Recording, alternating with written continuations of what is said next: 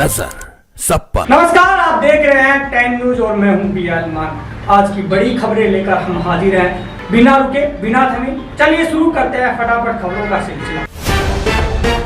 कांग्रेस अध्यक्ष मल्लिकार्जुन खड़गे ने पीएम मोदी पर ट्रंप के सामने झुकने का आरोप लगाया है।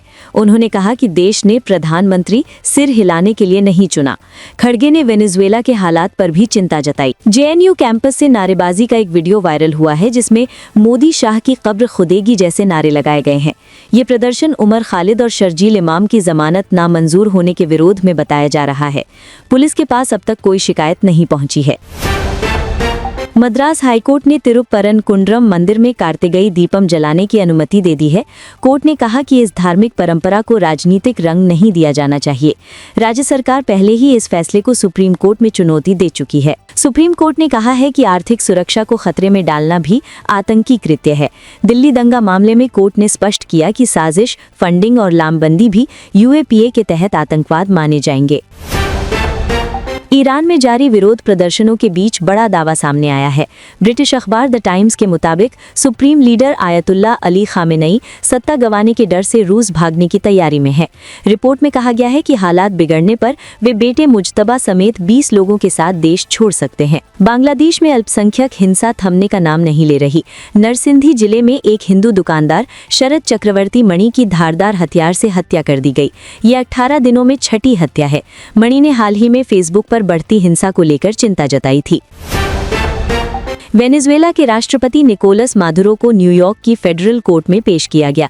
उन्होंने ड्रग्स और हथियार तस्करी के आरोपों से इनकार करते हुए गिरफ्तारी को अवैध बताया। मादुरो बोले, मुझे किडनैप किया गया है। बचाव पक्ष अमेरिकी अदालत के अधिकार क्षेत्र को चुनौती देगा। बांग्लादेश की झेनाइदह जिले में 44 वर्षीय हिंदू विधवा से गैंगरेप की वारदात सामने आई है। आरोपियों ने महिला को पेड़ से बांधकर पीटा, बाल काटे और वीडियो बनाया। पुलिस ने एक आरोपी को गिरफ्तार कर लिया है, बाकी की तलाश जारी है। अमेरिका के उपराष्ट्रपति जेडी वेंस के ओहायो स्थित घर पर हमला हुआ है। खिड़कियां तोड़ी गईं और एक संदिग्ध को हिरासत में लिया गया। घटना के वक्त वेंस और उनका परिवार घर पर मौजूद नहीं था। जांच एजेंसियां हमले के मकसद की जांच कर रही हैं। पूर्व केंद्रीय मंत्री और कांग्रेस नेता सुरेश कलमाड़ी का 81 वर्ष की उम्र में निधन हो गया। वे लंबे समय से बीमार थे।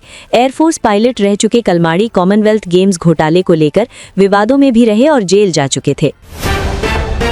आंध्र प्रदेश के कोनसीमा में ओएनजीसी के तेल कुएं में गैस रिसाव के बाद भीषण आग लग गई। 20 मीटर ऊंची लपटें उठी, 3 गांव खाली कराए गए और 600 लोगों को सुरक्षित स्थानों पर भेजा गया।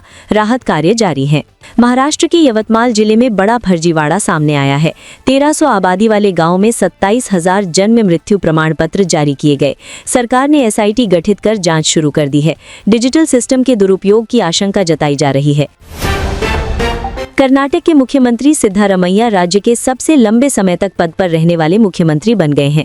उन्होंने देवराज उर्स के रिकॉर्ड की बराबरी की। 2 दशक से ज्यादा का उनका सियासी सफर उतार चढ़ाव से भरा रहा है। नांदेड़ में रैली के दौरान ओवैसी ने भाजपा और सहयोगी दलों पर वक्फ बोर्ड को कमजोर करने का आरोप लगाया। उन्होंने अजीत पवार को भी घेरा।